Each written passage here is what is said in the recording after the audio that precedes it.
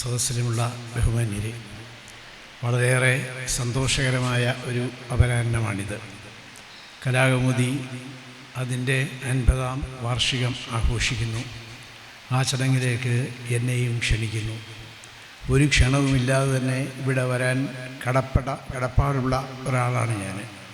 കാരണം ഞാൻ എൻ്റെ കാവ്യ ജീവിതവുമായി വളർന്നത് ഈ കലാകൗമുദിക്ക് ഒപ്പമാണ്. 1975 തോന്നുന്നു കലാകൗമുദിയുടെ 1ാം പിറന്നാൾ പതിപ്പ് ഇറങ്ങുന്നു. ആ 1ാം പിറന്നാൾ പതിപ്പിൽ എൻ്റെ കവിതയുണ്ടായിരുന്നു എന്നുള്ളത് ഞാൻ എന്നും അഭിമാനത്തോടെയാണ് ഓർക്കുന്നത്. 1ാം പിറന്നാൾ പതിപ്പിൽ കവിതയുണ്ടായിരുന്നു എന്ന് പറഞ്ഞാൽ ഒരു വിദ്യാർത്ഥിയുടെ കവിതയുണ്ടായിരുന്നു എന്നർത്ഥം. പക്ഷേ ബാലപംക്തിയിലൊന്നുമല്ല. കലാകൗമുദിക്ക് അന്ന് ബാലപംക്തി ഉണ്ടെന്ന് എനിക്ക് തോന്നുന്നുമില്ല. മഹാകവി ജി ശങ്കരക്കുറുപ്പിൻ്റെ കവിത ഇടതുവശത്ത്, പ്രഭാവർമ്മയുടെ കവിത വലതുവശത്ത്. അത്രയേറെ പ്രാധാന്യത്തോടു കൂടിയാണ് കലാകൗമുദി അന്ന് എൻ്റെ കവിത പ്രസിദ്ധീകരിച്ചത്. അതേ തുടർന്ന് ആ കോളേജിൽ, പ്രീ ഡിഗ്രി മാത്രമുള്ളൊരു കോളേജാണ്, ആ കോളേജിൽ എൻ്റെ അഭിമാനം ഏതാണ്ട് വാനോളം ഉയർന്നു എന്ന് പറയാം. ആ കോളേജിലെ അധ്യാപകരൊക്കെ തന്നെ, പ്രൊഫസർമാരൊക്കെ തന്നെ കലാകൗമുദിയിൽ തങ്ങളുടെ ഒരു പേരച്ചടിച്ച് കാണാനുള്ള താല്പര്യവുമായി നിരന്തരം പേട്ടയിലേക്ക് കവിതയും ലേഖനവും ഒക്കെ എഴുതി അയച്ചുകൊണ്ടിരിക്കുന്ന ഒരു ഘട്ടമാണ്. അവർക്കൊന്നും ലഭിക്കാത്തൊരു സൗഭാഗ്യമാണ് അവരുടെ ക്ലാസ്സിലിരുന്ന് പഠിക്കുന്ന ഈ വിദ്യാർത്ഥിക്ക് ലഭിച്ചത് എന്നാലോചിക്കണം. ഇത് ഞാൻ പറയുമ്പോൾ പാന്തൻ്റെ ഗീതം എന്നായിരുന്നു ആ കവിതയുടെ പേര്. അതാണ് സത്യത്തിൽ ഒരു മുഖ്യധാരാ മാധ്യമത്തിൽ പ്രസിദ്ധീകൃതമാകുന്ന എൻ്റെ ആദ്യ കവിത. അതിനു മുമ്പ് വിവിധ പ്രസിദ്ധീകരണങ്ങളുടെ ബാലപംക്തികളിലും മറ്റും ഞാൻ എഴുതിയിട്ടുണ്ട്. എന്നാൽ ഒരു പ്രധാന പ്രസിദ്ധീകരണത്തിൻ്റെ പ്രധാന പേജിൽ എൻ്റെ കവിത അച്ചടിച്ചു വരുന്നത് ആ വർഷമാണ് 1975. അത് കലാകൗമുദിയിലാണ്. അങ്ങനെ കലാകൗമുദി അത് പ്രസിദ്ധീകരിച്ചു.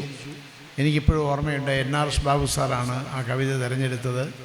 ബാബു സാറ് അതിനെ തുടർന്ന് എനിക്കൊരു ചെക്ക് അയച്ചു തന്നു. 20 രൂപയുടെ ചെക്കാണ്. അത് അന്ന് ആലോചിച്ച് നോക്കിയാൽ ഒരു വലിയ തുക തന്നെയാണ് തരും. ആകെ ഒരു അബദ്ധം പറ്റിയെന്താണെന്ന് വെച്ചാൽ അതിൻ്റെ ആ ഇൻഡെക്സിൽ, ആ സൂചികയിൽ ശ്രീമതി പ്രഭാവർമ്മ എന്നാണ് എഴുതിയിരുന്നത്. പ്രഭാവർമ്മ പുരുഷനാണോ സ്ത്രീയാണോ എന്നൊന്നും അറിയാതെ പത്രാധിപർ ആ കവിത വായിച്ചു കൊള്ളാമെന്ന് ഇത് കൊടുക്കാം എന്ന് തീരുമാനിച്ചു. അത് കൊടുക്കാമെന്ന് തീരുമാനിച്ചു എന്നുള്ളത് തന്നെ എന്നെ സംബന്ധിച്ചിടത്തോളം വളരെ വിസ്മയജനകമായൊരു കാര്യമാണ്. എന്നാലത് മഹാകവി ജി ശങ്കരക്കുറുപ്പ്, ജ്ഞാനപീഠ ജേതാവായിട്ടുള്ള ജി ശങ്കരക്കുറുപ്പിൻ്റെ കവിതയോട് ചേർത്ത് വെച്ച് കൊടുക്കാം എന്ന് തീരുമാനിച്ചു എന്ന് പറയുമ്പോൾ അതിനെ ഒരു അമ്പരപ്പോടു കൂടിയല്ലാതെ എനിക്ക് അന്നും ഇന്നും കാണാൻ കഴിയുന്നില്ല. കലാകൗമുദിയിൽ നിന്നുണ്ടായ ആ ഒരു അനുഗ്രഹം പിന്നീട് ഇങ്ങോട്ട് എല്ലാ കാലത്തും എൻ്റെ കാവ്യ ജീവിതത്തിൽ ഞാൻ അനുഭവിച്ചിട്ടുണ്ട് എന്നുകൂടി പറയട്ടെ. ഇവിടെ കലാകൗമുദിയിലെ ഈ 50ാം പിറന്നാൾ ആഘോഷം ഉദ്ഘാടനം ചെയ്ത് തുടങ്ങുന്നതിന് തൊട്ട് മുമ്പായി ഒരു കാവ്യ ഭാഗം അവതരിപ്പിച്ചു എന്ന് നിങ്ങൾക്കറിയാം. ശ്രീനാരായണ ഗുരുദേവൻ്റെയാണത്. അതിൽ ഒന്നൊന്നായി എണ്ണി തൊട്ടെണ്ണും പൊരുളൊടുങ്ങിയാൽ നിന്നിടും ദൃക്കുപോലുള്ളം നിന്നിൽ അസ്പന്ദമാകണം എന്ന് 2 വരികളുണ്ട്. അത് സാഹിത്യത്തിലെ ഭാവനയുടെ ആതിഥ്യകയെ അടയാളപ്പെടുത്തുന്നതാണ്. ഒന്നൊന്നായി ഇങ്ങനെ എണ്ണി പോവുക. ഒന്നൊന്നായി എണ്ണി തൊട്ടെണ്ണും പൊരുളൊടുങ്ങിയാൽ, അങ്ങനെ എണ്ണി ലക്ഷം കോടി കോടാനുകോടി അങ്ങനെ പോയിട്ട് ഒടുവിൽ എണ്ണാനാവാത്ത ഒരവസ്ഥ വരും. എണ്ണും പൊരുളൊടുങ്ങിയാൽ നിന്നിടും ദൃക്കുപോലുള്ളം നിന്നിൽ അസ്പന്ദമാകണം. അങ്ങനെ നമ്മുടെ ഭാവന അതിൻ്റെ ഓരോ പടികളായി കയറി അതിൻ്റെ സെനിത്തിൽ, അതിൻ്റെ പീക്കിൽ എത്തിക്കഴിഞ്ഞാൽ പിന്നീട് എങ്ങോട്ടും പോകാനില്ലാത്ത ഒരവസ്ഥയുണ്ടാകും. അത്തരം ഒരു അവസ്ഥയെയാണ് സങ്കല്പിക്കുന്നത്. സത്യത്തിൽ മനുഷ്യൻ്റെ ഈ സങ്കല്പനം എന്ന ഫാക്കൽറ്റിക്ക് അതിനപ്പുറത്തേക്ക് സഞ്ചരിക്കാൻ പറ്റില്ല. അങ്ങനെ മനുഷ്യനെ സങ്കല്പിക്കാവുന്നതിൻ്റെ ആ ആതിഥ്യകയെ സങ്കല്പിച്ച ഗുരുദേവൻ്റെ കാവ്യ ഭാഗമാണ്, ദൈവദശകമാണ് ഇവിടെ തുടക്കത്തിൽ ആരംഭിച്ചത് എന്ന് കാണുന്നത് തീർച്ചയായും ഔചിത്യഭംഗിയുള്ള ഒരു കാര്യമാണ് എന്നുകൂടി പറയട്ടെ. കലാകൗമുദി നമ്മുടെ കാവ്യ സാംസ്കാരിക ചരിത്രത്തിൽ വളരെ പ്രധാനപ്പെട്ട, വിലപ്പെട്ട ഒരു ഈടുവയ്പായി മാറിക്കഴിഞ്ഞിട്ടുള്ള ഒരു പ്രസ്ഥാനമാണ്.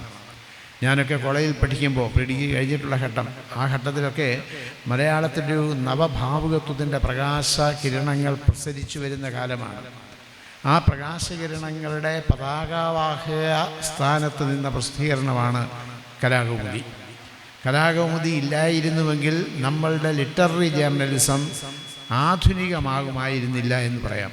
വളരെ ട്രഡീഷണലായിട്ടുള്ള, കൺവെൻഷനലായിട്ടുള്ള, സാമ്പ്രദായികമായിട്ടുള്ള ചിട്ടവട്ടങ്ങൾക്കൊത്തു മാത്രം സഞ്ചരിച്ചിരുന്ന നമ്മുടെ ലിറ്റററി ജേർണലിസത്തെ വളരെ റാഡിക്കലൈസ് ചെയ്ത് വലിയൊരു കുതിപ്പിന് വിധേയമാക്കിയ പ്രസിദ്ധീകരണമാണ് കലാകൗമുദി. അതിന് നേതൃത്വം വഹിച്ചവരുടെ നിരയിലാണ് NRS ബാബു സാറിൻ്റെയൊക്കെ സ്ഥാനം. എനിക്ക് തോന്നുന്നത് കൗമുദിയുടെ ചരിത്രം എടുത്താൽ അതിന് രണ്ട് പ്രധാനപ്പെട്ട ഘട്ടങ്ങളുണ്ട്. ഒന്ന് ശ്രീ കുഞ്ഞിരാമനെ പോലെയുള്ളവരുടെ, അതേപോലെ അതിന് ശേഷം ഇങ്ങോട്ട് മറ്റേ K. സുകുമാരൻ പത്രാധിപർ എന്ന് പറഞ്ഞാൽ ഒരു പത്രാധിപരെ മലയാളിക്കുള്ളൂ, സഖാവ് എന്ന് പറഞ്ഞാൽ ഒരു സഖാവേ ഉള്ളൂ, അത് P. കൃഷ്ണപിള്ളയാണ് എന്ന് പറയുന്നത് പോലെ പത്രാധിപരെന്ന് പറഞ്ഞാൽ നമുക്കൊരു പത്രാധിപരേ ഉള്ളൂ, അത് അഭിവന്ദ്യനായ K. സുകുമാരൻ ആണ്. അദ്ദേഹത്തിൻ്റെയൊക്കെ ഒരു കാലഘട്ടം, അവരുടെയൊക്കെ ഒരു കാലഘട്ടം. അതിന് ശേഷം ഇങ്ങോട്ട് വന്നു കഴിഞ്ഞാലാണ് ജയചന്ദ്രൻ നായർ സാറ്, NRS ബാബു, അങ്ങനെയുള്ള ഇവരുടേതായ മറ്റൊരു കാലഘട്ടം. ആ കാലഘട്ടത്തിൽ K. ബാലകൃഷ്ണനെ പോലെയുള്ള ആളുകളുണ്ടായിരുന്നു, കൗമുദി പോലെയുള്ള പ്രസിദ്ധീകരണം ഉണ്ടായിരുന്നു. അത് നമ്മുടെ സാഹിത്യ സാംസ്കാരിക ചരിത്രത്തിലെ ഒരു ഘട്ടത്തെ അടയാളപ്പെടുത്തുന്നുണ്ട്. പിന്നീട് ഇങ്ങോട്ട് ഈ 70കളിലെ, നേരത്തെ ഓണക്കൂർ സാർ സംസാരിക്കുമ്പോൾ സൂചിപ്പിച്ചു, അത് ഈ 70കളിലെ പരിവർത്തന ഘട്ടത്തെ ഏറ്റവും കൃത്യമായി അടയാളപ്പെടുത്തിയതും അതിന് ചാലുകേറിയതും മലയാളത്തിൽ ഒരു നവഭാവുകത്വത്തിൻ്റേതായ അന്തരീക്ഷം രൂപപ്പെടുത്തിയതും കലാകൗമുദിയാണ്. അന്നത്തെ വളരെ പ്രഗത്ഭരായിട്ടുള്ള എഴുത്തുകാർ, അപ്പൻ സാറാണെങ്കിലും നരേന്ദ്രപ്രസാദ് സാറാണെങ്കിലും VP ശിവകുമാർ ആണെങ്കിലും ഇവരൊക്കെ തന്നെ കലാകൗമുദിയിലാണ് എഴുതിക്കൊണ്ടിരുന്നത്. കടമേട്ട കവിത എഴുതിക്കൊണ്ടിരുന്നത് കലാകൗമുദിയിലാണ്, കേരള കൗമുദിയിലുമൊക്കെയാണ്. അപ്പോൾ അങ്ങനെ ഏറ്റവും പുതിയ തലമുറയിൽപ്പെട്ട എഴുത്തുകാരെ അവരുടെ സമസ്ത ഊർജ്ജസ്വല ചിന്തകളെയും ഉൾക്കൊണ്ടുകൊണ്ട് പ്രോത്സാഹിപ്പിക്കുകയും അവർക്കായിട്ട് പേജുകൾ തുറന്നു കൊടുക്കുകയും അങ്ങനെ അവരിലൂടെ ഒരു പുതിയ ഭാവുകത്വം സൃഷ്ടിച്ചെടുക്കുകയും ചെയ്തു കലാകൗമുദി. അങ്ങനെയുള്ള കലാകൗമുദിയുടെ വാർഷികം ആണ് നടക്കുന്നത്. 50 വർഷം മുമ്പ് ഏതാണ്ട് ആദ്യ പിറന്നാൾ പതിപ്പിൽ എനിക്ക് എഴുതാൻ കഴിഞ്ഞു. കലാകൗമുദിയിൽ ഇപ്പോഴും എഴുതുന്നു. ഞാൻ NRS ബാബു സാറിനെ കുറിച്ചൊക്കെ സൂചിപ്പിച്ചു. ആ ബാബു സാറിൻ്റെയൊക്കെ സ്ഥാനത്ത് ഇപ്പോൾ സെൽവരാജിനെ പോലെയുള്ള ആളുകളുണ്ട്. പത്രാധിപർ K. സുകുമാരനെ കുറിച്ച് പറഞ്ഞു, അവിടെ ഇപ്പോൾ E. സുകുമാരൻ ഉണ്ട്. അങ്ങനെ ഒരു വലിയ ചരിത്രത്തിൻ്റെ നൈരന്തര്യം അത് കാത്തു സൂക്ഷിച്ചുകൊണ്ട് പുതിയ ഒരു കാലഘട്ടത്തിൻ്റെ സൃഷ്ടി, നവോത്ഥാന സംബന്ധമായ ദീപ്തമായ ഉള്ളടക്കം ഉൾക്കൊള്ളുന്ന ഒരു കാലത്തെ സൃഷ്ടിക്കുന്നതിന് വേണ്ടിയുള്ള ശ്രമങ്ങൾ, അത് മുമ്പോട്ട് കൊണ്ടുപോകുന്നതിന് കലാകൗമുദിക്ക് ഏറെ കാര്യങ്ങൾ ചെയ്യാൻ കഴിയും വരും കാലത്തും. ആ പഴയ ഭാവുകത്വത്തെ വീണ്ടും പുതുക്കിയെടുക്കുന്നതിന്, നവീകരിക്കുന്നതിന് ഉള്ള ചാലക ശക്തിയായി മാറാനുള്ള ശേഷി കലാകൗമുദിക്കുണ്ട്. കാലഘട്ടം ആവശ്യപ്പെടുന്ന ഒന്നാണത്. കാലത്തിൻ്റെ ആവശ്യത്തിനനുസരിച്ച് ഉയർന്ന് പ്രവർത്തിക്കാൻ കലാകൗമുദിക്ക് കഴിയട്ടെ. കലാകൗമുദിയുടെ വായനാ സമൂഹം കൂടുതൽ വികസ്വരമാകട്ടെ. കലാകൗമുദി എല്ലാവർക്കും പ്രിയങ്കരമാവട്ടെ എന്ന് ആശംസിച്ചുകൊണ്ട് ഉപസംഹരിക്കുന്നു. നന്ദി, നമസ്കാരം.